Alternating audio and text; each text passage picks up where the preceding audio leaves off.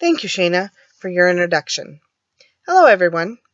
As Shayna stated, my name is Bethany Janetsky. I will be discussing the alternative methods to creative enhancement. My first slide shows the Skinetics method. The Skinetics technique tries to encourage chance connections between apparently separate components. This technique stimulates creative thinking by using analogies and metaphors. First, the group identifies the heart of the issue. Second, they are then asked to produce similarities that capture the spirit. And lastly, they are to look for metaphors or analogies that use a different sensory perception than the one that is being perceived. By changing the perspective of the problem, it can give the group a different angle of insight and force the members to think outside the box.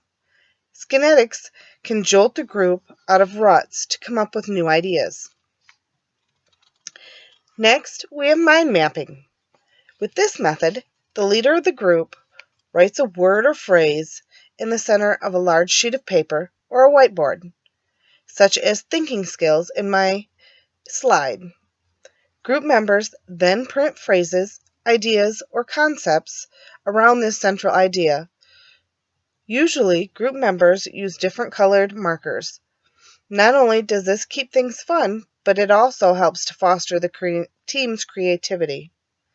Mind mapping can shake the group out of linear thinking and enhance radiant thinking. Critical thinking, on our next slide, uses evidence, reasoning, and logic to promote soundness. It is found both in individuals and in group norms. It also must work alongside creative thinking. Critical thinking is necessary and time-consuming. Generally, groups have more of a difficult time thinking critically than they do creatively. The group should be able to determine when to take the extra time to utilize critical thinking. Failure to think critically can lead to groupthink. Next, enhancing critical thinking is the central principle of ethical communications.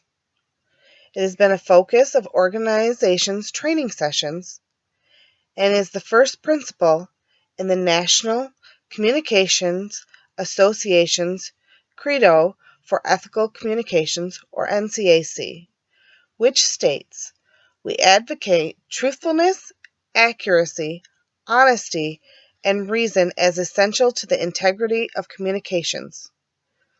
There are 5 key factors to critical thinking, which will be now shown on the next slide.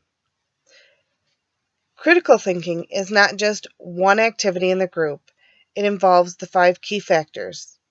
First, how do members view information? Second, how do members gather information? Third, members then evaluate all of the gathered information. Fourth, they will make reasonable judgments based on this information. And lastly, how is the group going to foster critical thinking? Wanting to make the best possible decision is necessary when critical thinking in a group. This allows the individuals to be open-minded or willing to consider new and unconventional ideas and information. It will also allow the group to deviate from making a decision too early without considering all possible outcomes. Critical thinkers do not take anything at face value. They challenge the information they are giving with a show-me attitude. They want to know what the facts are, and they will continue, whether they are in a group or as an individual, to raise the questions and consider getting all those facts. Next, I would like to introduce Robin McElhorn. Thank you.